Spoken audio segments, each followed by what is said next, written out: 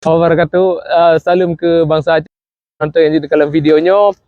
Uronyo tanggal 10 November ulun na di Geneva, Swiss, dan Jino persih na di kantor UN PBB atau UN PBB yang na di Geneva.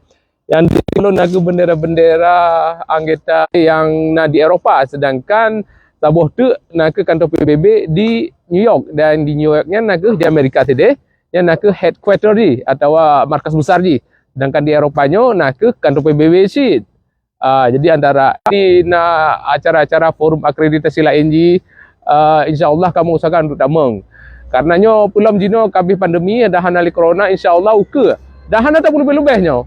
Menyena kesempatan, menyena peluang akan tamong dalam kena untuk kita bahas perkara akan tentu tanya orang Aceh akan dah pegah perkara Aceh apa yang dia dah pegah.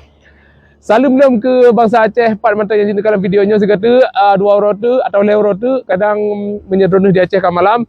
Lewat tu nak ke uro peringatan Aceh mereka. Bagi dronus yang di Aceh, kadang lebih hendak kondisi di Aceh.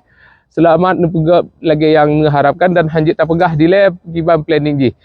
Dan Jino, alhamdulillah cuaca yang getat di Geneva Jino.